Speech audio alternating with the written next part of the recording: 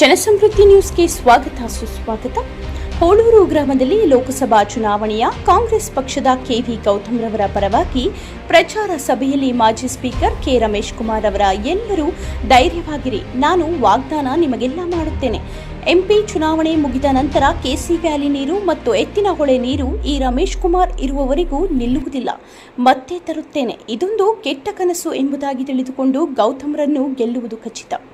ಈ ಸಮಯದಲ್ಲಿ DCC bank ಮಹಾನುಭಾವ ರಾತ್ರಿ ರಾಜಕಾರಣ ಮಾಡುವುದಲ್ಲ, ಧೈರ್ಯ ಇದ್ದರೆ ನನ್ನ ಮುಂದೆ ಬಂದು ಮಾತಾಡಲಿ, ನನ್ನೆದುರು ನಿಂತು ಪರಾಕ್ರಮ ತೋರಿಸುವುದು ಆತನ ಎಲ್ಲಿಗಿಂತ ಮೇಧಾವಿ ಮಹಾನುಭಾವ ನಮ್ಮನ್ನೇ ನುಂಗಿಬಿಡುತ್ತಾನೆ. ಪಕ್ಕದಲ್ಲಿ ಕೂತು ಹೇಳುವ ವೇದಾಂತ ಅವರ ಭವಿಷ್ಯ ಏನು ಎಂಬುದು ತೋರಿಸುತ್ತೇನೆ ಎಂಬುದಾಗಿ ತಿಳಿಸಿದರು. ಈ ಸಂದರ್ಭದಲ್ಲಿ ಮಾಜಿ ಗ್ರಾಮ ಪಂಚಾಯಿತಿ ಅಧ್ಯಕ್ಷರು ನುಕ್ಕನಹಳ್ಳಿ ಶ್ರೀನಿವಾಸ್ ರವರು ಮಾತನಾಡಿ, ವಿರೋಧ ಪಕ್ಷಗಳ ಬರೀ ಸುಳ್ಳು ಮಾಹಿತಿ ಸುರಿಮಳೆ ಸುರಿಸಿದ್ದಾರೆ. 10 ವರ್ಷದಲ್ಲಿ ಬೂಟಾಟಿಕೆ ಕಾರ್ಯಕ್ರಮ ನಡೆಸುತ್ತಿದ್ದಾರೆ. ಈಗಲಾದರೂ ನಮ್ಮ ರಮೇಶ್ ಕುಮಾರ್ ಅವರ ಕೈ ಬಲಪಡಿಸಬೇಕು. ಲೋಕಸಭಾ ಚುನಾವಣೆ ಗೌತಮ್ ರವರನ್ನು ಗೆಲ್ಲಿಸಬೇಕು. ಕಾಂಗ್ರೆಸ್ ಪ್ರಣಾಳಿಕೆ ಬಗ್ಗೆ ಅಂಬರೀಶ್ ಅವರು ತಿಳಿಸಿದರು. ಈ ಸಂದರ್ಭದಲ್ಲಿ ಈ ಭಾಗದ ಹಿರಿಯರು ಬೆಟ್ಟಪ್ಪರವರು ಮಾತನಾಡಿ, ಅಧಿಕಾರ ಅವಧಿಯಲ್ಲಿ ಮಾಡುವ ಕೆಲಸಗಳು ಹೇಳುವುದು ಸಾಧ್ಯವಿಲ್ಲ. ರೈತಾಪಿ ಜನರಿಗೋಸ್ಕರ ಕೆಸಿ ವ್ಯಾಲಿ ನೀರು, ಆರೋಗ್ಯದ ಹಿತದೃಷ್ಟಿ, ಶುದ್ಧ ನೀರು ಘಟಕಗಳು, ಕೋಟ್ಯಾಂತರ ಹಣ ಸಂಘಗಳ ಹಣ ಬಿಡುಗಡೆ, ಇಡೀ ಕ್ಷೇತ್ರದ ರಸ್ತೆಗಳ ಅಭಿವೃದ್ಧಿ, ಸಮುದಾಯ ಭವನಗಳು, ಅಂಬೇಡ್ಕರ್ ಭವನಗಳು, ಎಲ್ಲ ರೈತರ ಪರ ನೀರಿನ ವ್ಯವಸ್ಥೆ ಮಾಡಿದೆ. ಹೀಗೆ ಹಲವಾರು ಸಲಹೆಗಳು ತಿಳಿಸಿದರು. ಈ ಸಂದರ್ಭದಲ್ಲಿ ಎಂಎಲ್ಸಿ ಅನಿಲ್ ಕುಮಾರ್ ಅವರು ಮಾತನಾಡಿ, ಮಾಜಿ ಸ್ಪೀಕರ್ ರಮೇಶ್ ಕುಮಾರ್ ಅವರು ತಾಲೂಕು ವ್ಯಾಪ್ತಿಯ ದೊಡ್ಡ ಮಟ್ಟದ ಸಭೆ ಮಾಡಿ ಕಾಂಗ್ರೆಸ್ ಪಕ್ಷದ ಅಭಿವೃದ್ಧಿಯ ಬಗ್ಗೆ ಸಲಹೆಗಳನ್ನು ವಿವರವಾಗಿ ತಿಳಿಸಿದರು. ಈ ಸಂದರ್ಭದಲ್ಲಿ ಮಾಜಿ ಸ್ಪೀಕರ್ ರಮೇಶ್ ಕುಮಾರ್ ಅವರು ಮಾತನಾಡಿ, ಎಲ್ಲ ಜಾತಿಗಳಿದ್ದರೆ ಅದಕ್ಕೆ ಸಮಾಜ ಎನ್ನುತ್ತಾರೆ. ನನ್ನ ಟೈಮ್ಗೆ ಕಾಯುತ್ತಿದ್ದೇನೆ. ನಮಗೆ ಕೊಟ್ಟ ಒಪ್ಪಂದ ಪ್ರಕಾರ ನೀರು ಸರಬರಾಜು ಮಾಡಬೇಕು. ರೈತಾಪಿ ಜನರ ನೀರಿಗಾಗಿ ನನ್ನ ಹೋರಾಟ ಸುಪ್ರೀಂ ಕೋರ್ಟ್ ಹೋಗಿದ್ದೆ. ಆಗ ನಾನು ಯಾವ ಜಾತಿ ಆಗಿರುತ್ತೇನೆ ಗೊತ್ತಾ? ಮತ್ತೆ ನೀರಿಗಾಗಿ ನನ್ನ ಸ್ವರೂಪ ಯಾವ ರೀತಿಯ ಎಂಬುದು ನೋಡಿ. ರಾತ್ರಿ ಮಾಡುವ ಕ್ಯಾನ್ವಾಸ್ ಸತ್ಯ ಹೇಳಲು ಸಾಧ್ಯವಿಲ್ಲ. ನನ್ನ ರಾಜಕೀಯ ನೇರವಾಗಿ ಮಾಡುತ್ತೇನೆ. ನನಗೆ ದೇವರು ಕರುಣೆ ಇದ್ದರೆ ಸಾಕು. ಮತ್ತೆ ನಿಮ್ಮ ಅನಿಸಿಕೆಗಳು ನೆರವೇರಿಸುತ್ತೇನೆ ಎಂಬುದಾಗಿ ಈ ಸಂದರ್ಭದಲ್ಲಿ ತಿಳಿಸಿದರು. ಈ ಸಂದರ್ಭದಲ್ಲಿ ಸಭೆಗೆ ಗೌರವಾನ್ವಿತ ಅಧ್ಯಕ್ಷರು, ಮಾಜಿ ಜಿಲ್ಲಾ ಪಂಚಾಯಿತಿ ಸದಸ್ಯರು ಮ್ಯಾಕಲ ನಾರಾಯಣಸ್ವಾಮಿ, ಕೆಕೆ ಮಂಜುನಾಥ್ ರೆಡ್ಡಿ, ಹೋಳೂರು ಹಿರಿಯರು ನಾರಾಯಣಸ್ವಾಮಿ ಹಾಗೂ ಈ ಭಾಗದ ಎಲ್ಲ ಮುಖಂಡರು, ಹಿರಿಯರು, ಸುತ್ತಮುತ್ತಲಿನ ಗ್ರಾಮಗಳ ಅಭಿಮಾನಿಗಳು, ಈ ಭಾಗದ ಜನರ ವಿಶ್ವಾಸ ಗಳಿಸಿದ ಬೆಟ್ಟಪ್ಪ, ನುಕ್ಕನಹಳ್ಳಿ ಸಮಾಜ ಸೇವಕರು ಶ್ರೀನಿವಾಸರವರು, ಗ್ರಾಮ ಪಂಚಾಯಿತಿ ಉಪಾಧ್ಯಕ್ಷರು ಉಮಾದೇವಿ ಮೇಡಂ ರವರು ಉಪಸ್ಥಿತರಿದ್ದರು.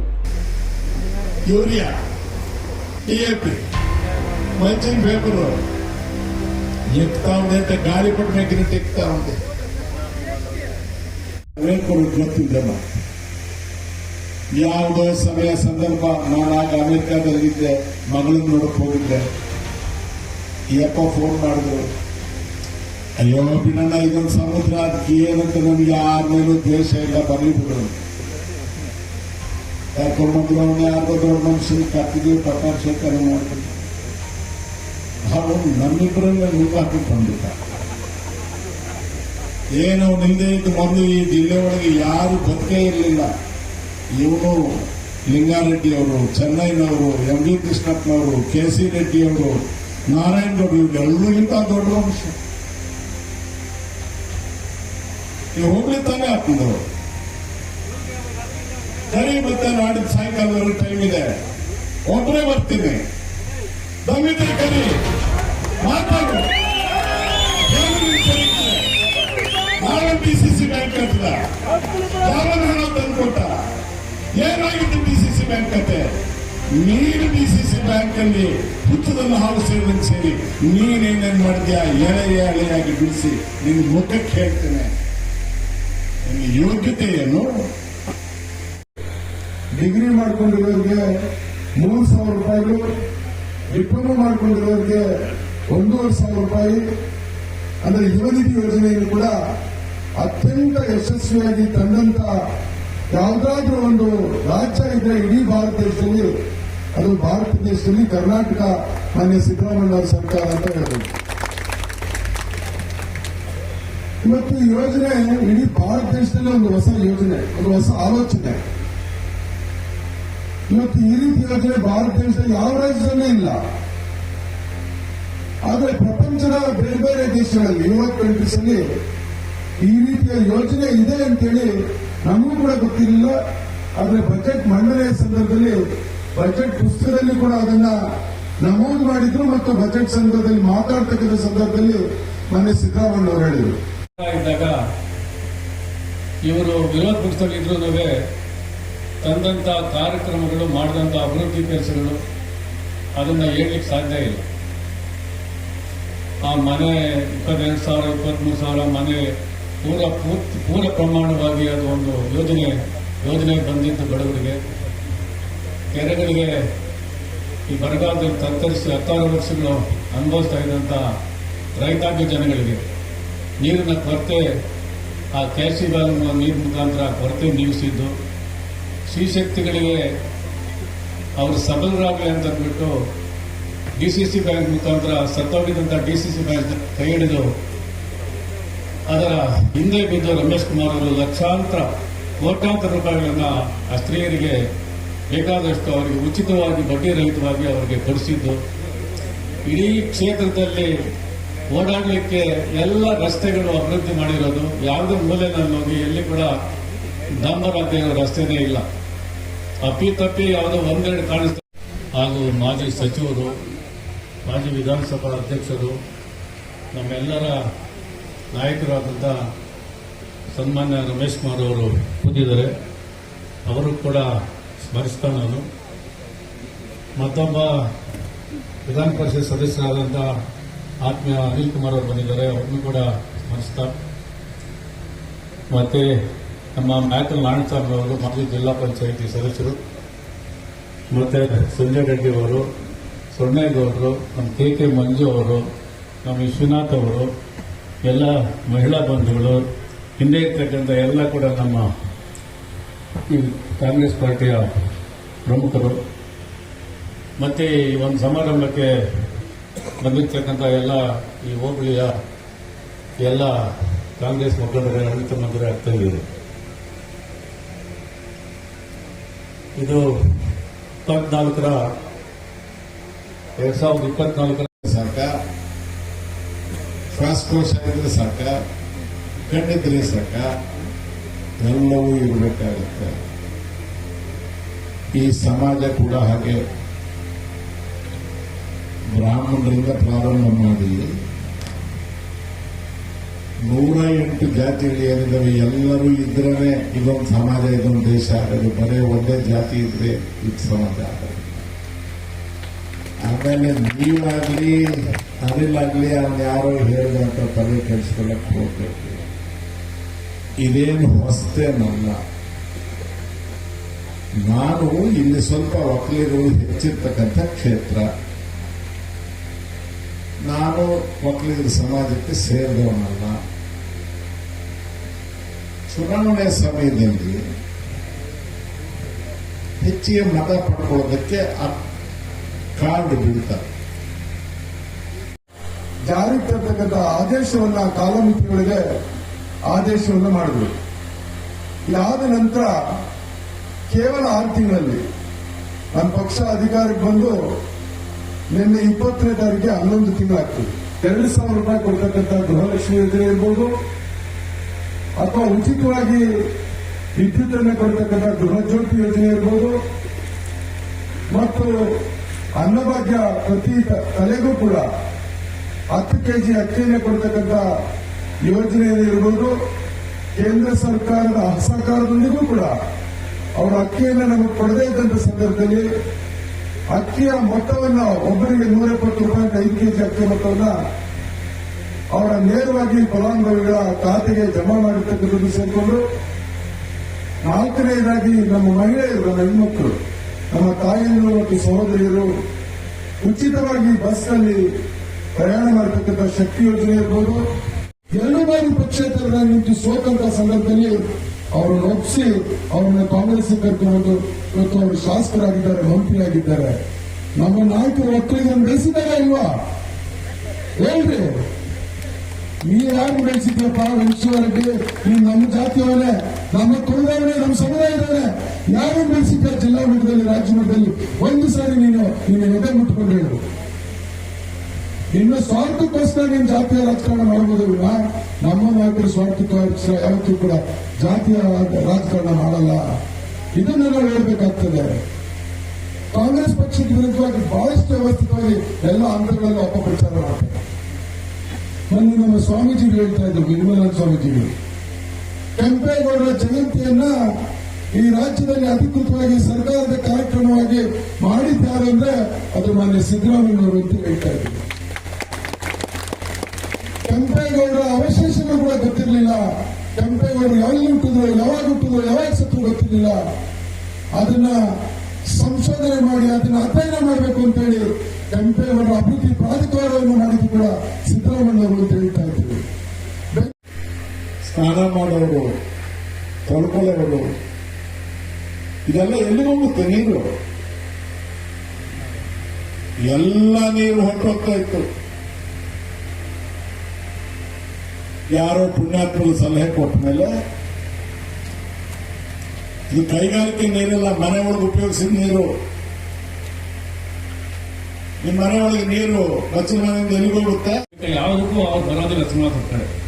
ಏನೋ ನಮ್ಗೆ ಸಂಬಂಧ ಇರೋದ್ರಿಂದ ನಮ್ಮ ಸ್ಪಂದನೆ ಮಾತಾಡ್ತಾರೆ, ಏನಾದ್ರು ಕಷ್ಟ ಇದೆ ಬರ್ತಾರೆ ಅಷ್ಟೇ. ಬೇರೆ ಬೇರೆ ಏನೋ ಕಷ್ಟ ಸಿಗುತ್ತೆ. ಬಟ್ ಎಲ್ಲ ಡಿಪಾರ್ಟ್ಮೆಂಟ್ಸ್ ಹೋದಾಗೆ ಅಂದ್ಕೊಳ್ಳಿ, ಏನೇ ಡಿಪಾರ್ಟ್ಮೆಂಟ್ ಹೋಗ್ಬೇಕಾದ್ರೂ ನಾವೆಲ್ಲ ಇಲ್ಲಿಂದ ಹೆಜ್ಜೆ ಹೊಸೂರಿಂದ ಕೋಲಾರಕ್ಕೆ ಹೋಗ್ಬೇಕು. ಗಾಡಿ ಹೋಗ್ಬೇಕು, ಅಲ್ಲಿಂದ ಸಣ್ಣ ಪುಟ್ಟ ಅವ್ರ ಕೆಲಸ ನೋಡ್ಕೋಬೇಕು, ಮನೆಗೆ ಬರಬೇಕು. ಸೊ ಅಲ್ಲಿ ನಮಗೆ ರಕ್ಷಣೆ ಈಗ ಯಾರು ಅಂತಂದ್ರೆ ನಮ್ಗೆ ಅನಿಲ್ ಕುಮಾರ್. ನಾನು ಅವ್ರು ನೇರವಾಗಿ ಹೇಳಿದ್ವಿ, ಒಳ್ಳೂರಲ್ಲಿ ಜನ ಯಾರೇ ಬಂದ್ರು, ನಾವು ರಮೇಶ್ ಕುಮಾರ್ ಭಕ್ತರಪ್ಪ, ನಾವು ರಮೇಶ್ ಅಂದ್ರೆ ಆಯ್ತು ಎಲ್ಲ ಗೊತ್ತಿದೆ. 25 ವರ್ಷದಿಂದ ಪ್ರತಿಯೊಬ್ಬರು ಮುಖಪರಿಚಯ ಇದ್ದಾರೆ. ಒಳ್ಳೆ ಮನುಷ್ಯ, ರಾಜಕಾರಣದಲ್ಲಿ ಬೆಳೀತಾ ಇದ್ದಾರೆ. ದೇವರು ಅವ್ರು ಇನ್ನೂ ಉನ್ನತ ಸ್ಥಾನ ಬೆಳೆಸಲಿ, ಅವ್ರು ನಮ್ಮ ಜೊತೆಗೆ ಇರಲಿ. ಅವರು ಕೂಡ ಅವ್ರನ್ನ ನೀವು ನೇರ ಸಂಪರ್ಕ ಇಟ್ಕೊಂಡು ಕಷ್ಟ ಸುಖಕ್ಕೆ ನೀವು ಅವ್ರ ಹತ್ರ ಹೋದಾಗ ಅವ್ರು ಇಲ್ಲ ನಮ್ಮ ಮಾತೆ ಇಲ್ಲ, ಕೈಲಾದಷ್ಟು ಅವ್ರು ಸಹಾಯ ಮಾಡೋದ್ರಲ್ಲಿ ಬಹಳ ಒಳ್ಳೆತನ ತೋರಿಸ್ತಾ ಇದ್ದಾರೆ. ಅದಕ್ಕೆ ಅವರು ಕೂಡ ನಮ್ಮ ಜೊತೆ ಇದು ಈ ಜನರಿಗೆ ಧೈರ್ಯ ತುಂಬಿ ಅಂತ ಹೇಳ್ತಾ ನನಗೆ ನಂಬಿಕೆಗಳು ಇರ್ತದೆ. ನನ್ನ ಅದೃಷ್ಟ, ಕೆರೆಗೆ ನೀರು ಬಂದದ್ದಾಯ್ತು, ಕೋಳಿ ಹರಿದದ್ದಾಯ್ತು, ಬೋರ್ವೆಲ್ಗಳಲ್ಲಿ ನೀರು ಮೇಲೆ ಬಂದಿದ್ದಾಯ್ತು. ನೀವು ನನ್ನನ್ನು ಸೋಲಿಸಿದ್ದು ಆಯ್ತು, ಈಗ ಕೆರೆಗಳು ಒಣಗ್ತಾ ಇದ್ದು ಆಗ್ತದೆ. ನಾನೇನು MLA ಆಗ್ಬೇಕಾ, MP ಆಗ್ಬೇಕಾ, ಮಂತ್ರಿ ಆಗ್ಬೇಕಾ? ಏನು ಆಗ್ಬೇಕಾಗಿಲ್ಲ. ನನ್ನ ಟೈಮಿಗೆ ನಾನು ಕಾಯ್ತಾ ಇದ್ದೇನೆ.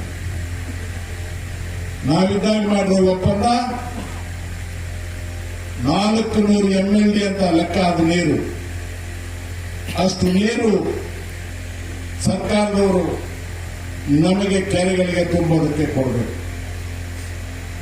ಅದರಲ್ಲಿ 350 ನನಗೆ ಬೇಕಾಗಿರೋ ಅವನು ಬರಲೇ, ಯಾರ ಕೃಪೆನೂ ಬೇಕಾಗಿಲ್ಲ ನನಗೆ. ನನಗೋಸ್ಕರ ಬೈಗಳು ತಿಂದಿದ್ದೀರಿ, ಹತ್ತಿದ್ದೀರಿ, ಕಣ್ಣೀರು ಹಾಕೊಂಡಿದ್ದೀರಿ, ನಿಮಗೆ ರಾಜಕಾರಣ ಕಟ್ಕೊಂಡು ನನಗೋಸ್ಕರ ನಾನು ಬಿಡಲಾರ್ದೆ ನೀವು ಇವತ್ತಿಲ್ಲಿ ಬಂದಿದ್ದೀರಿ. ಎಲ್ಲ ಒಂದಲ್ಲ ಎರಡಲ್ಲ 1.5 ಗಂಟೆ ಮಾತ್ರ. ಇವರು ರೈತರು, ನಾನಲ್ಲ. ಬಂದು ನೋಡ್ರಿ ನನ್ನ ತೋಟಕ್ಕೆ ನಾನು ಪಡ್ತಾ ಇರೋ ಅವಸ್ಥೆ. ಬಿಸಿಲು ಏನಾಗ್ಬೋದು? ಇವತ್ತು ಹೂಳಿದ್ದ ಮೊಳಕೆ ನಾಳೆಗೆ ಸತ್ತೋಗ್ತಾ ಇದೆ. ಟೊಮೆಟೊ ಏನೋ ನಾನು ಕಾಸು ಬರುತ್ತೆ ಅಂತ ಆಸೆ ಕೊಡ್ತಾ ಇದ್ದಾರೆ. ಕೊಚ್ಚೆ ನೀರಂತೆ ಇದು. ಈಗ ಅದಕ್ಕೆ ಕೊಚ್ಚೆ ನೀರು ಅಂತ ಹೇಳಿ ನಮ್ಮ ಜನಕ್ಕೆ ಧೈರ್ಯ ತುಂಬಿ, ಈಗ ನೀರು ನಿಂತೋಗಿದೆ, ಅದು ಏನು ಮಾಡೋಕ್ಕಾಗೋದಿಲ್ಲ. ಏನು ಪ್ರಕೃತಿಯನ್ನು ಕೂಡ ನಮ್ಮ ಜೊತೆ ನಿಲ್ತಾ ಇಲ್ಲ. ಅಲ್ಲಿ ಕೆಲಸ ಕೂಡ ನಾನು ಹಲವಾರು ಬಾರಿ MLC ಅವ್ರಿಗೆ ಹೇಳಿದ್ದೀನಿ, ನಜೀರ್ ಅಹಮದ್ ಅವ್ರು ಹೇಳಿದ್ದೀನಿ, ಬೈರೇಗೌಡರಿಗೆ ಹೇಳಿದ್ದೀನಿ, ಮಗನಿಗೆ ಹೇಳಿದ್ದೀನಿ, ಇದು ಒಂದು ಕಮಿಟಿ ಮಾಡಿ ನೀರ್ ಬಗ್ಗೆ ಒಂಚೂರು ತಗೊಳ್ರಿ ನೀವು ಕಾಳಜಿ ಅಂತ. ಆಯ್ತು, ಒಂದು ಕಮಿಟಿ ಮಾಡ್ತೀವಿ, ಅದನ್ನ ಮಾತಾಡ್ತೀವಿ. ಏನೂ ಇಲ್ಲ, ಯಾರು ಇಲ್ಲ. ಅದಕ್ಕಾಗಿ ಹುಟ್ಟಿರ್ಬೇಕು ಮನುಷ್ಯ.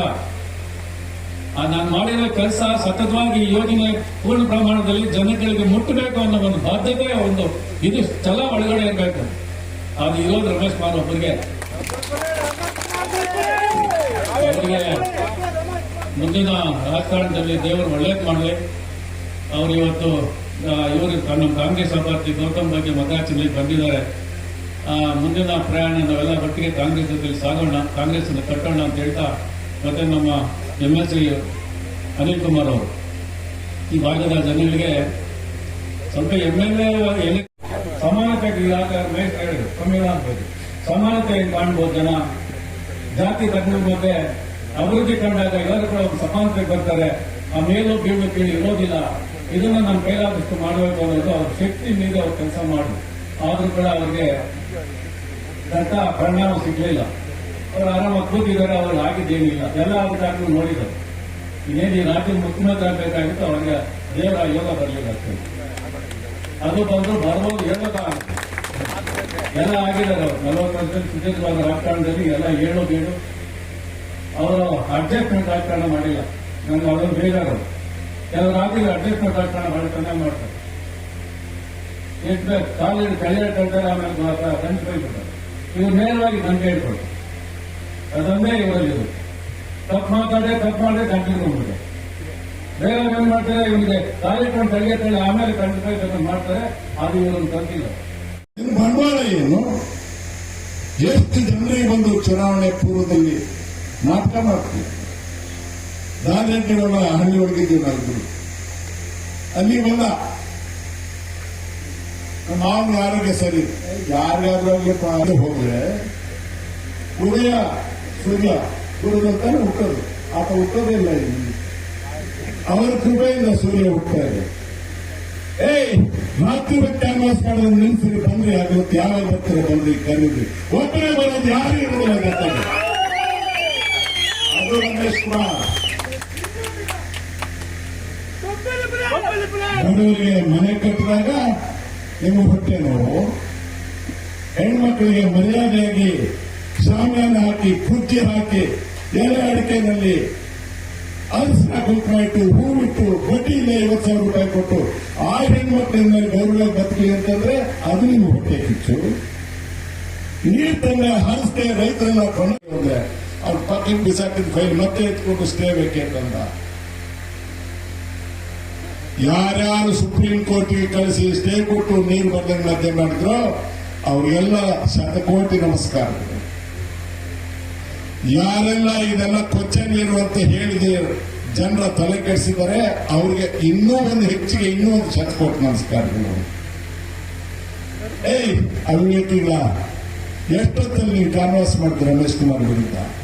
ಈ ತರ ಬಹಿರಂಗ ಸಭೆ ಮಾಡಿ ಹಗವತ್ತು ಮಾಡಿದ್ರ? ನೀವು ಮಾಡಿದ ರಾತ್ರಿ ಹೊತ್ತು ಅದನ್ನೇ ಹೇಳಿದ ಒಳಗಿನಲ್ಲಿ ಇವತ್ತು ಇಲ್ಲ, ಅದನ್ನೇ ಹೇಳ್ತೀನಿ. ಯಾಕೆ ರಾತ್ರಿ ಹೊತ್ತು ಮಾಡ್ತೀರಿ ಕ್ಯಾನ್ವಾಸ್? ಸತ್ಯ ಹೇಳಕ್ ಬರಲ್ಲ, ಸುಳ್ಳೇ ಹೇಳಬೇಕು. ಆದ್ರಿಂದ ಕತ್ತು ಬರಬೇಕು, ಕಿವಿಗಳಲ್ಲಿ ಹೇಳಬೇಕು, ಬಾಗ್ಲು ಹಾಕೊಂಡು ಮಾತಾಡಬೇಕು. ನನ್ನ ರಾಜಕಾರಣ ಮೈಕ್ ಇಟ್ಕೊಂಡು ಸಾವಿರಾರು ಜನರಿಗೆ ಯಾರೇ ಹೊಡೆದು ಮಾತಾಡೋದು ನನ್ನ ರಾಜಕಾರಣ. ನನ್ನ ರಾಜಕಾರಣ ಆ ರಾಜಕಾರಣ ಅಲ್ಲ. ನನ್ನ ತಾಯಿ ನನಗೆ ಹಾಗೆ ಜನ್ಮ ಕೊಟ್ಟಿಲ್ಲ.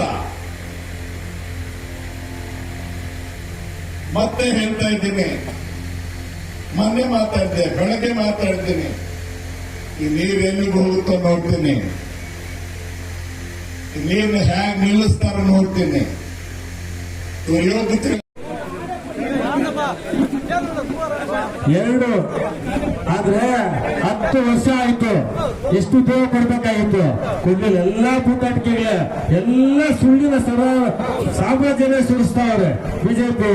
ದಯವಿಟ್ಟು ಆದ್ರಿಂದ ಈ ಬಾರಿ ಆದ್ರೂ ರಮೇಶ್ ಕುಮಾರ್ ಅವ್ರನ್ನ ನಾವು ಕೈ ಬಲಪಡಿಸ್ಬೇಕಂದ್ರೆ ಗೌತಮ್ ಅವ್ರನ್ನ ನಾವು ಗೆಲ್ಲಿಸಲೇಬೇಕು. ಈಗ ನಮ್ಮ ಕಾಂಗ್ರೆಸ್ನ ಪ್ರಣಾಳಿಕೆ ಬಗ್ಗೆ ನಮ್ಮ ಗಟ್ಟಳ್ಳಿ ಅಂಬರೀಶ್ ಬಂದು ಮಾತಾಡ್ಬೇಕು. ಪಕ್ಷ ರಹಿತವಾಗಿ, ಜಾತಿ ರಹಿತವಾಗಿ, ಧರ್ಮ ರಹಿತವಾಗಿ ಕರ್ನಾಟಕ ರಾಜ್ಯದ ಪ್ರತಿ ಕುಟುಂಬಕ್ಕೂ ಪ್ರತಿಯೊಬ್ಬರಿಗೂ ಕೂಡ ಈ 5 ಯೋಜನೆಗಳನ್ನ ಅತ್ಯಂತ ಯಶಸ್ವಿಯಾಗಿ ತಲುಪಿಸಿದ್ದಾರೆ. ಇವತ್ತು ಕೇಂದ್ರದಲ್ಲಿ ಸನ್ಮಾನ್ಯ ಮಲ್ಲಿಕಾರ್ಜುನ್ ಖರ್ಗೆ ಅವರು ಮತ್ತು ರಾಹುಲ್ ಗಾಂಧಿ ಅವರು ಕರ್ನಾಟಕ ರಾಜ್ಯವನ್ನು ಮಾದರಿಯಾಗಿ ತೆಗೆದುಕೊಂಡು ಇವತ್ತು ಒಂದು ರಾಜ್ಯದಲ್ಲಿ ಒಂದು ರಾಜ್ಯ ಸರ್ಕಾರ ಸಿದ್ದರಾಮಯ್ಯ ಮಾಡದೇ ಆದ್ರೆ ಕೇಂದ್ರದಲ್ಲಿ ಕೇಂದ್ರ ಸರ್ಕಾರ ಕೂಡ ಯಾಕೆ ಮಾಡಬಾರ್ದು ಅಂತಕ್ಕಂಥ ಆಲೋಚನೆಯಿಂದ ಇವತ್ತು ಕೇಂದ್ರದಲ್ಲಿ ಕೂಡ ಕಾಂಗ್ರೆಸ್ ಪಕ್ಷ ಅಧಿಕಾರಕ್ಕೆ ಬಂದ್ರೆ ಅಂದ್ರೆ ನಮ್ಮ ಎಂಪಿಯನ್ನ ನೀವು ಗೆಲ್ಲಿಸ್ಕೊಟ್ರೆ 5 ಯೋಜನೆಗಳನ್ನ ಅವರು ಕೂಡ ಪಂಚ ಗ್ಯಾರಂಟಿಯನ್ನ ಘೋಷಣೆ ಮಾಡಿದ್ದಾರೆ. ಇದು ಆ ಪಂಚ ಗ್ಯಾರಂಟಿ, ಇದಕ್ಕೂ ಕೂಡ ಸೈನ್ ಮಾಡಿದ್ದಾರೆ ಮಲ್ಲಿಕಾರ್ಜುನ್ ಖರ್ಗೆ ಅವರು, ರಾಹುಲ್ ಗಾಂಧಿ. ಈ ಪಂಚ ಗ್ಯಾರಂಟಿ ಏನು ಅಂದ್ರೆ, ರಾಜ್ಯ ಸರ್ಕಾರ ಯಾವ ರೀತಿ ಗೃಹಲಕ್ಷ್ಮಿ ಯೋಜನೆಯಡಿ ನಮ್ಮ ಹೆಣ್ಮಕ್ಳಿಗೆ 2,000 ಕೊಡ್ತಾ ಇದ್ದಾರೆ, ಕೇಂದ್ರದಲ್ಲಿ ಕಾಂಗ್ರೆಸ್ ಅಧಿಕಾರಕ್ಕೆ ಬಂದ್ರೆ ಮಹಾತ್ಮ ಬಂದಿದ್ದಾರೆ. ಹಂಗಾಗಿನೇ ಇವತ್ತು 78ರಿಂದ 2024ವರೆಗೂ ಕೂಡ 46 ವರ್ಷಗಳ ಕಾಲ ನಿರಂತರವಾಗಿ ಇವತ್ತು ಶ್ರೀನಿವಾಸಪುರ ವಿಧಾನಸಭಾ ಕ್ಷೇತ್ರದಲ್ಲಿ ರಾಜಕೀಯವಾಗಿ ಜೀವಂತವಾಗಿದ್ದಾರೆ. ಅಂದ್ರೆ ನಮ್ಮ ನಾಯಕರು ಎಲ್ಲ ವರ್ಗಗಳ ಜೊತೆ ಇರ್ತಕ್ಕಂಥ ಪ್ರೀತಿ ವಿಶ್ವಾಸ ಅಂತ ನೀವು ಹೇಳಬೇಕಾಗ್ತದೆ. ಇವತ್ತು ನನ್ನನ್ನು MLC ಮಾಡಿದ್ರು, ಕೃಷ್ಣ ಬೈರೇಗೌಡರ ತಂದೆಯನ್ನು ಕಳ್ಕೊಂಡ್ರು. ರಾಜಕೀಯವಾಗಿ ಅವ್ರಿಗೆ ಯಾವತ್ತು ಯಾವ ರೀತಿಯ ತೀರ್ಮಾನಗಳನ್ನು ತೆಗೆದುಕೊಳ್ಬೇಕು ಅಂತ ಗೊತ್ತಿರಲಿಲ್ಲ. ಅವ್ರ ಪರವಾಗಿ ಗಟ್ಟಿಯಾಗಿ ನಿಂತು ಅವರನ್ನು ಶಾಸಕರು ಮಾಡೋದ್ರ ಜೊತೆಗೆ ಅವರು ಮತ್ತೊಮ್ಮೆ ಗೊಂದಲಕ್ಕೆ ಸಿಕ್ಕಾಗಿ ಮತ್ತೆ ಚುನಾವಣೆಗೆ ಬಂದಾಗ ಎಲ್ಲಿ ಹೋಗ್ಬೇಕು ಅಂದಾಗ, ನಿಮಗೆ ಭವಿಷ್ಯ ಇದೆಯಪ್ಪ, ನೀವು ಯುವಕ ಇದೆಯಾ, ಕಾಂಗ್ರೆಸ್ ಪಕ್ಷ ಜಾತ್ಯತೀತ ನಿಲುವು ಇರ್ತಕ್ಕಂಥ ಪಕ್ಷ, ನಾವು ಕಾಂಗ್ರೆಸ್ ಹೋಗ್ಬೇಕು ಅಂತೇಳಿ ಕೃಷ್ಣ ಬೈರೇಗೌಡರನ್ನು ಕಾಂಗ್ರೆಸ್ ಕರ್ಕೊಂಡು ಬಂದು ಇವತ್ತು ಕೃಷ್ಣ ಬೈರೇಗೌಡರು ಕಾಂಗ್ರೆಸ್ನಲ್ಲಿ ಅತಿ ಎತ್ತರಕ್ಕೆ ಬೆಳೆದಿದ್ದಾರೆ. ಇವತ್ತು ಮುಖ್ಯಮಂತ್ರಿಗಳು, ಹೋಮ್ ಮಿನಿಸ್ಟರ್ ಬಿಟ್ಟರೆ ಕಂದಾಯ ಸಚಿವರಿಗೆ ಹೆಚ್ಚು ಗೌರವ ಇರ್ತಕ್ಕಂಥದ್ದು ಸರ್ಕಾರದಲ್ಲಿ. ಅಷ್ಟು ಎತ್ತರಕ್ಕೆ ಇವತ್ತು ಕೃಷ್ಣ ಬೈರೇಗೌಡರು ಬೆಳೆದಿದ್ದಾರೆ. ಶರತ್ ಬಚ್ಚೇಗೌಡರು ಸ್ವಾಭಿಮಾನಿ ವೇದಿಕೆ ಅಂತೇಳಿ ಪಕ್ಷೇತರಾಗಿದ್ದಂಥವ್ರನ್ನ ಕಾಂಗ್ರೆಸ್ಗೆ ಕರ್ಕೊಂಡು ಬಂದಿದ್ದಾರೆ. ನನ್ನ ದಿವಸ ಬಂದಾಗ ನಾನು ಬೀದಿಗೆ ಬರ್ತೇನೆ, ನೀರು ಹರಿಸಿ ತಿಂತೇನೆ. ರಮೇಶ್ ಕುಮಾರ್ ನಾವು ನೆನಪಿರಲಿ, ರಮೇಶ್ ಕುಮಾರ್ ನಾವು ನೀರು ಹರಿದ ಪ್ರಾಣ ಬಿಡೋದೇ ಇಲ್ಲ. ಎತ್ತಿನ ಹೊಳೆ ಈ ಭಾಗದವರು ಬಂದಿದ್ದೀರಿ, ನೋಡಿದ್ದೀರಿ. ಏನ್ ಎತ್ತಿನ ಹೊಳೆ ಅಂದ್ರೆ, ಸಕಲೇಶ್ಪುರ ಅಂತ ನಮ್ಮ ಶ್ರೀನಿವಾಸಪುರ ಕೋಲಾರ ತಾಲೂಕಿದಂಗೆ ಸಕಲೇಶ್ಪುರ ಒಂದು ತಾಲೂಕು. ಅಲ್ಲಿ 3.5-4 ತಿಂಗಳ ಕಾಲ ಒಂದು ದಿವಸಕ್ಕೆ 30ರಿಂದ 40 ಹದ ಮಳೆ ಬೀಳುತ್ತೆ. ಒಂದು ದಿವಸಕ್ಕೆ ಸತತವಾಗಿ 3.5-4 ತಿಂಗಳು ಆ ಮಳೆ ಬಿದ್ದು ಭೂಮಿ ಕೊರೆದು ಎಷ್ಟು ಆಳಕ್ಕೆ ಹೋಗಿದೆ ಅಂದ್ರೆ ಸ್ವಲ್ಪ ಹೆಚ್ಚು ಕಡಿಮೆ 900 ಅಡಿ 1000 ಅಡಿ ಆಳಕ್ಕೆ ಹೋಗುತ್ತಿದೆ. ಅಳ್ತಾ ಇದ್ರ ಆ ರೈತರು ಅದರಲ್ಲಿ ಇಂಥ ಓಡೂರು ಗ್ರಾಮದಲ್ಲಿ ಸಮುದಾಯಗಳು ಜಾಸ್ತಿ ಇರೋದ್ರಿಂದ ಅವರವರ ಸಮುದಾಯಕ್ಕೆ ಒಂದೊಂದು ಭವನ ಕೂಡ ಕಟ್ಟಿಕೊಟ್ಟಿರೋದು ಹಲವಾರು ಕಡೆ ಇದೆ. ಅಂಬೇಡ್ಕರ್ ಭವನಗಳು ಮೊದಲು 3 ಲಕ್ಷ 4 ಲಕ್ಷ ಕಟ್ತಾ ಇರುವಂತಹದ್ದು 10ರಿಂದ 25 ಲಕ್ಷವರೆಗೂ ಕೂಡ ಅಲ್ಲಲ್ಲಿ ಅಂಬೇಡ್ಕರ್ ಭವನಗಳು. ನಿಮ್ ಬಿಸಿನೆಸ್ ಏನ್ ನಿಮ್ ಬಿಸಿನೆಸ್? ಅರ್ಥ ಮಾಡ್ತಾರೆ. ಯಾರು ಶಾಶ್ವತವಾಗಿ ಭೂಮಿಯಲ್ಲಿರೋದಿಲ್ಲ. ಎಲ್ಲರೂ ಒಂದಲ್ಲ ಒಂದು ದಿವಸ ಸಾಯ್ತೀವಿ. ಮರ್ಯಾದೆಯಾಗಿ ಸಾಯೋದು ಬಹಳ ಮುಖ್ಯ. ನಾನು ಭಗವಂತನಲ್ಲಿ ಪ್ರಾರ್ಥನೆ ಮಾಡ್ಕೊಂಡು ಈ ಕ್ಷಣದಲ್ಲಿ ನನಗೆ ಸಾವು ಬರೋದಂದ್ರೆ ಖುಷಿಯಾಗಿ ಸ್ವೀಕಾರ ಮಾಡ್ತೇನೆ. ಮರ್ಯಾದೆಯಾಗಿ ಸಾಯಬೇಕು. ಮೋಸಗಾರನಾಗಿ ಸಾಯಬಾರ್ದು, ದ್ರೋಹಿಯಾಗಿ ಸಾಯಬಾರ್ದು, ಜನರಿಗೆ ಅನ್ಯಾಯ ಮಾಡಿದವನಾಗಿ ಸಾಯಬಾರ್ದು, ಕುಟುಂಬಗಳನ್ನು ತೆಗೆದವನಾಗಿ ಸಾಯಬಾರ್ದು, ಲಂಚಗೆಟ್ಟವನಾಗಿ ಸಾಯಬಾರ್ದು, ನೀತಿಗೆಟ್ಟವನಾಗಿ ಬದುಕಬಾರ್ದು. ಇದು ನನ್ನ ಜೀವನ, ಇದು ನನ್ನ ಆದರ್ಶ. ಸಮುದಾಯ ಭವನ ಕಟ್ಟಿಸಿದ್ವಿ. ಯಾಕೆ ಸಮುದಾಯ ಭವನ? ಯಾರಿಗೆ ಕಟ್ತೀವಿ ಸಮುದಾಯ ಭವನ? ಊರಲ್ಲಿ ಪರಿಶಿಷ್ಟ ಜಾತಿಯವರು ಇರ್ತಾರೆ. ಎಷ್ಟೋ ಕಾಲದಿಂದ ಅವ್ರನ್ನ ನಾವು ಮುಟ್ಟಿಸ್ಕೊಟ್ಟಿಲ್ಲ. ಅಗಲ್ ಗ್ರಾಮಕ್ಕೆ, ಅವರ ಸ್ವಗ್ರಾಮಕ್ಕೆ, ಸ್ವಗೃಹಕ್ಕೆ ಕರೆಸಿ ಇಡೀ ಕ್ಷೇತ್ರ ವ್ಯಾಪ್ತಿಯ ಎಲ್ಲ ಮುಖಂಡರ ಕರೆಸಿ ಅವರ ಮುಖ ಪರಿಚಯವನ್ನು ಮಾಡಿ ನಮ್ಮ ಅಭ್ಯರ್ಥಿಯನ್ನ ಪರಿಚಯಿಸಿಕೊಟ್ರು ಮೊದಲನೇದಾಗಿ. ಅದಾದ ನಂತರ ಶ್ರೀನಿವಾಸಪುರ ಪಟ್ಟಣದ ಮಿಲನ್ ಸರ್ ಮಂಡಿಯಲ್ಲಿ ಶ್ರೀನಿವಾಸಪುರ ವಿಧಾನಸಭಾ ಕ್ಷೇತ್ರದ ಎಲ್ಲ ಭಾಗಗಳಿಂದ ಕಾಂಗ್ರೆಸ್ ಪಕ್ಷದ ಮುಖಂಡರನ್ನ, ಕಾರ್ಯಕರ್ತರನ್ನ ಕರೆಸಿ ಒಂದು ದೊಡ್ಡ ಮಟ್ಟದ ಕಾರ್ಯಕರ್ತರ ಸಭೆಯನ್ನು ಕೂಡ ನಡೆಸಿ, ಆ ಸಭೆಗೆ ಚಿಂತಾಮಣಿಯ ಸುಧಾಕರ್ ಅವರನ್ನ, ಕೋಲಾರದ ಕೊತ್ತೂರು ಮಂಜುನಾಥ್ರವರನ್ನ, ನಮ್ಮ ಹಿರಿಯ ಮುಖಂಡರಾದಂಥ ನಸೀರ್ ಅಹಮದ್ ಸಾಹೇಬರನ್ನ ಮತ್ತು ಅಭ್ಯರ್ಥಿಯನ್ನು ಕೂಡ ಕರೆಸಿ ಅವತ್ತು ಕೂಡ ಚುನಾವಣಾ ಪ್ರಚಾರದ ಉದ್ಘಾಟನೆಯನ್ನು ನಡೆಸಿಕೊಟ್ಟರು. ಇದಾದ ನಂತರ 3ನೇ ಹಂತದಲ್ಲಿ ಪ್ರತಿ ಹೋಬಳಿಗೂ ಕೂಡ ಸ್ವತಃ ರಮೇಶ್ ಕುಮಾರ್ ಅವರೇ ಹೋಗಿ ಆ ಹೋಬಳಿಯ ಕಾಂಗ್ರೆಸ್ ಪಕ್ಷದ ಮುಖಂಡರನ್ನ ಕಾರ್ಯಕರ್ತರನ್ನ ಕುರಿತು ಪಕ್ಷದ ಪರವಾಗಿ ಅಭ್ಯರ್ಥಿಯ ಪರವಾಗಿ ಈಗಾಗಲೇ ಪ್ರಚಾರವನ್ನು ಕೂಡ ಯಶಸ್ವಿಯಾಗಿ ನಡೆಸಿಕೊಂಡು ಇವತ್ತು ಬೆಳಗ್ಗೆ ಸುತ್ತೂರು ಹೋಬಳಿಯ ಕಾರ್ಯಕರ್ತರ ಸಭೆಯನ್ನ ಮತ್ತು ಈಗ ಹೋಳೂರು ಹೋಬಳಿಯ ಕಾರ್ಯಕರ್ತರ ಸಭೆಯನ್ನು ಕೂಡ ಇವತ್ತು ಪಕ್ಷದ ಪರವಾಗಿ ಅವರು ನಡೆಸಿಕೊಡ್ತಿದ್ದಾರೆ. ಇನ್ನು ಸ್ವಲ್ಪ ದಿವಸ ಇದ್ದಿದ್ರೆ 400 600 ಹೋಗ್ತಾ ಇದ್ದೆ. ಈ ನೀರು ಮೊದಲು ಎಲ್ಲಿಗೆ ಹೋಗ್ತಾ ಇತ್ತು? ನಾವು ಈ ವ್ಯವಸ್ಥೆ ಮಾಡೋದಕ್ಕೆ ಮೊದಲು ಬೆಂಗಳೂರಿನ ನೀರು ಎಲ್ಲಿಗೆ ಹೋಗ್ತಾ ಇತ್ತು? ತಮಿಳುನಾಡಿಗೆ. 3,000 ಎಕರೆ ಭೂಮಿ ಒಳಗೆ ಬಾಳೆ ಭತ್ತ ಎಷ್ಟು ಕೋಟಿ ರೂಪಾಯಿಗಳ ಸಂಪಾದನೆ ಮಾಡಿರ್ಬೋದು. ಅವ್ರ ಹತ್ರ ಎಂದಿನ ಕಾಸು ತಿಂದು ಕೋರ್ಟ್ಗೆ ಹೋದ್ವಿ, ಸ್ಟೇ ತಂದ್ರಿ, ಸುಪ್ರೀಂ ಕೋರ್ಟ್ಗೆ ಕರ್ಕೊಂಡು ಹೋದ್ರು. ನನ್ನ ಸುಪ್ರೀಂ ಕೋರ್ಟ್ ಅಲ್ಲ ನಿಂತಾಗ ನಾನು ವಕೀಲನಲ್ಲ, ನಾನು ರೈತರ ಪರ ಅಲ್ಲ, ನಾನು ಬ್ರಾಹ್ಮಣ. ನಮ್ ಲಾಯರ್ ಹೇಳ್ಬಿಟ್ಟೆ, ಪುಣ್ಯಾತ್ಮ ಕೇಳಪ್ಪ ಜಡ್ಜಿಗೆ, ಗ್ಯಾಸ್ ಇರುತ್ತೆ ಮಾ ಗ್ಯಾಸ್ ಕಾಲಪ್ಪ ವಾಯು ನಿಲ್ಸೆ ಗ್ಯಾಸ್ ಇತ್ತ ಇಳಿಸ್ತಾರ ನೋಡಿ ಗ್ಯಾಸ್ ಎನಕ అది ఎట్లా మోదీ మోదీ మోదీ ఇవాళ పైసలు వేస్తారు. పండు రంగానికి దేశ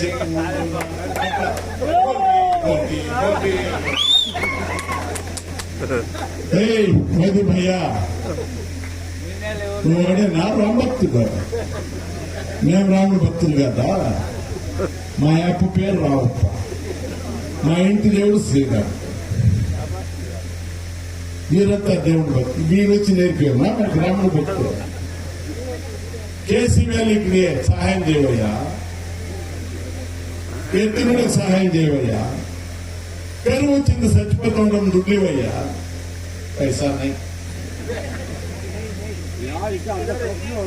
ఏం వీనే కోసి పెట్టుకొని 8 దినాలు ఉపాసం ఉండేటప్ప మాట్లాడి వచ్చేసినప్ప జేసీబీలు ఇంట్లో వచ్చి మా ఊరితో పెద్ద కుట్ట అవతల పారేసి తోటలు బాగుట్టుకున్న వాళ్ళు టాపం నాయవర్ల తోటలు పాయి కదా, మా ఊరితో పాయి కదా. బాగుంది కూడా సోషల్ మీడియాలో మాట్లాడి చెప్పరా ఏమున్నా? ఎవరురా పోయింది కోర్టులో క్వశ్చన్ వేసింది? ఎవరురా మాట్లాడి చేత కాదు, ఏం చెప్పాలన్న యోగ్యత లేదు. ఎరువులు పెట్టాకి ఊరు తాగంటే ನಾನು ಮಾತಾಡಿದ್ರೆ ನಾನು ಹಿಂಗೆ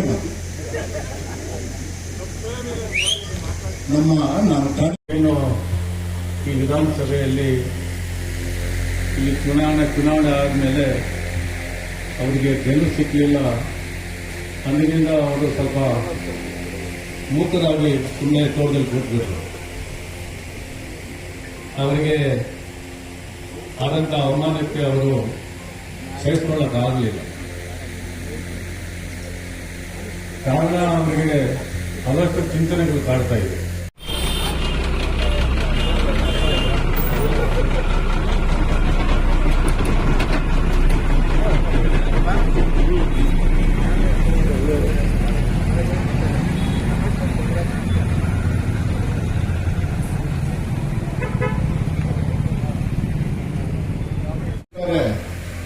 ಪ್ರೈಮರಿ ಸ್ಕೂಲ್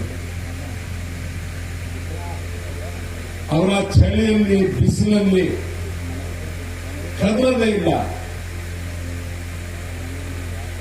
ಅಲ್ಲಲ್ಲೇ ಇದ್ದು ಬಿಡ್ತಾರೆ. ಟ್ರ್ಯಾಕ್ಟರ್ ತಂದು ಇಟ್ಕೊಂಡು ಅಲ್ಲೇ ಬೇಯಿಸ್ಕೊಂಡು ಅಲ್ಲೇ ತಿಂದು 1 ವರ್ಷ ರೈತರು ನಮ್ಮಂತ ರೈತರು ಚಳವಳಿ ಮಾಡಿದ್ರು. ಸುಮಾರು 700 ಜನ ಆ ಚಳವಳಿಯಲ್ಲಿ ಸತ್ತರು. ಒಂದು ದಿವಸ ಪ್ರಧಾನಮಂತ್ರಿ ಹೋಗಿ ನೋಡಲಿಲ್ಲ. ದೇವೇಗೌಡರು ನಮ್ಮ ಮುಖಂಡರು ಯಾಕೆ ರೈತ ಗೊತ್ತಾಗಿ ಬೋರಲ್ಲಿ ನೀರು ಬಂದು 100 ಅಡಿಗೆ ಕೊಟ್ಟಿಟ್ಟು ನೀರೆತ್ತಾ ಇದ್ದಾರಲ್ಲ, ಅವ್ರಿಗೆಲ್ಲ ರೀತಿಯಲ್ಲಿ ಕೂಡ ಅನುಕೂಲ ಆಗ್ತಾ ಇದೆಯಲ್ಲ, ಯಾಕೆ ಅವ್ರಿಗೆ ಆಗ್ತಾ ಇಲ್ಲ? ತಮಿಳುನಾಡು ಬೋರ್ವೆಲ್ಸ್ ಎಲ್ಲೆಲ್ಲಿ